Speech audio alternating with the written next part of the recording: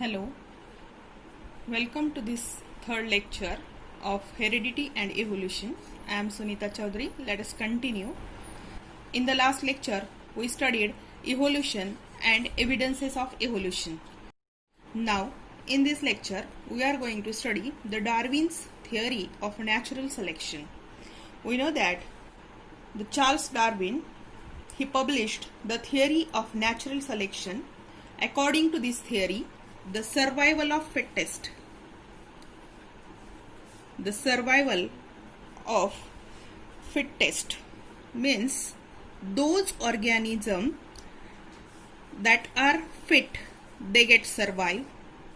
Those organisms adopt themselves with the changing environment, they get survived, and others perished or others will die. This is the main thing on which the Darwin's theory is based. Darwin published the book. The name of the book is Origin of Species. This was the book that was published by the Darwin. According to the Darwin, all organisms they reproduced. According to the Darwin, all organisms reproduced, and there is a competition between the offsprings or the organism for the life. There is a competition for the life. Those organisms they change themselves with changing environment, or those shows the adaptations. The adaptations means changes according to the environment. Those organisms they shows the adaptations, they get survived, and the organism which do not shows the important changes in between them, they get perished. Perished means they get die.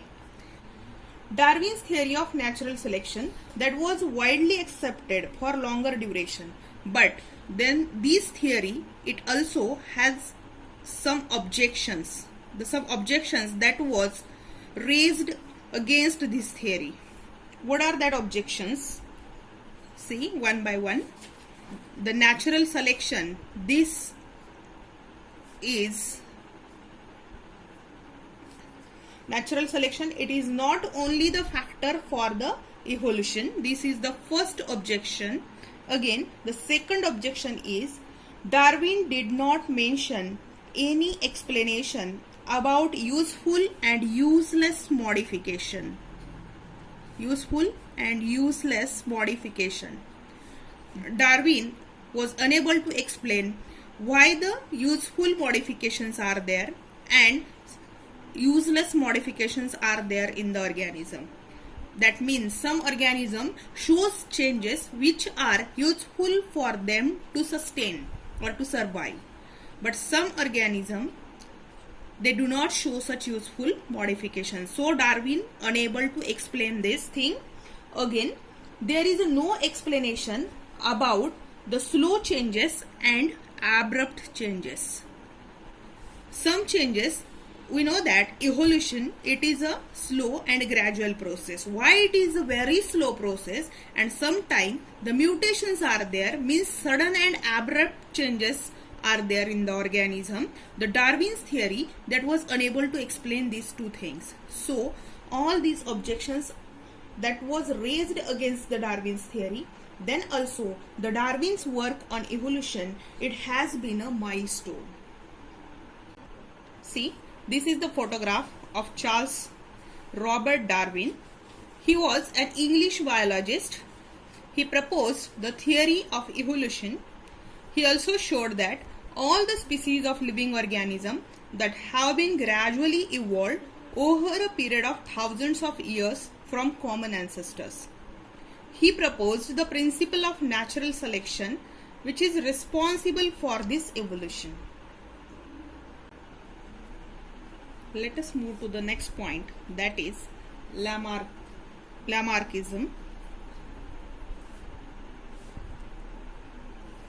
Jean-Baptiste Lamarck, he proposed that the activities of organism, these are responsible for their evolution, and he was the French naturalist. He proposed that the animal or plant, they show some changes. The animal or plant, they shows some changes in them, and these changes, these are transferred to the next generation. According to the Lamarck, organism shows changes in their lifespan, and these changes, they transfer to the next generation, and such changes occurs in the subsequent generations too. Lamarck told that there are some morphological changes that takes place in the organism which are responsible for evolution.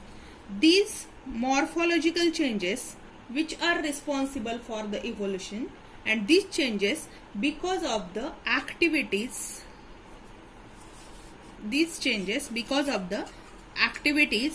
or laziness of the organism. Means he explained these things as use and disuse of organ. Use and disuse of organ means the organs which are used, they shows the modification accordingly, and the organs which are not used, they get destroyed. For example, take the example of giraffe. According to Lamarck, the giraffe, it shows a longer neck because in browsing or in searching of the leaves of tall plants, so day by day the length of the neck that get extend. After many generation, we see the longer necked giraffe. Again, the another example, that is the legs of birds like swan and duck.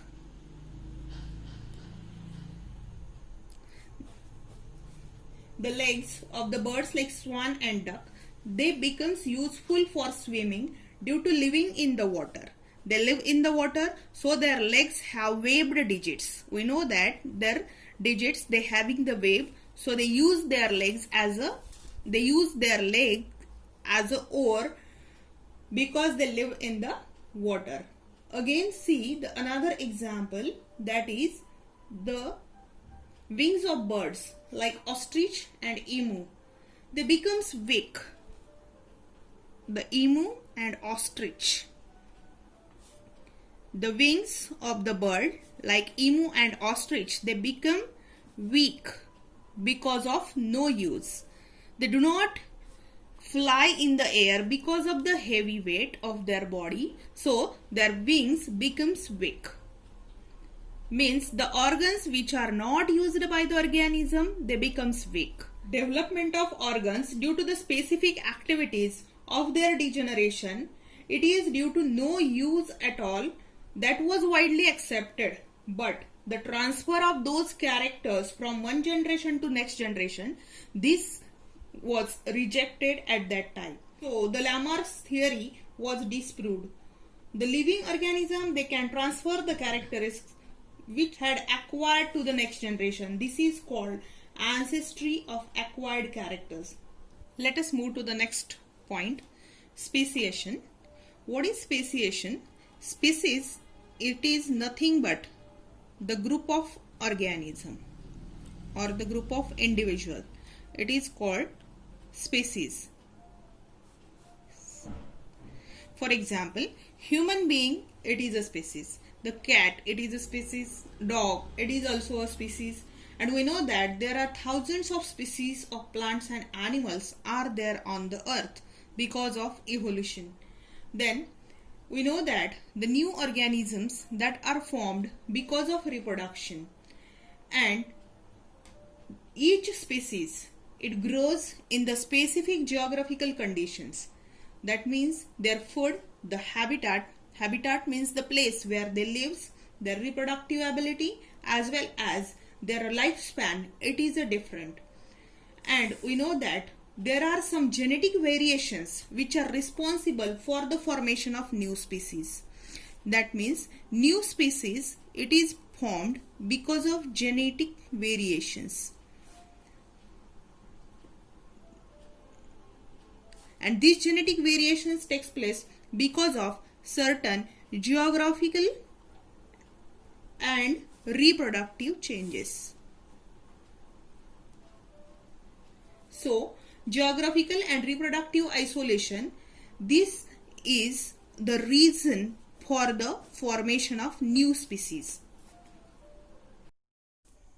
If you like my video, please like, share and press the bell icon to subscribe it. Thank you.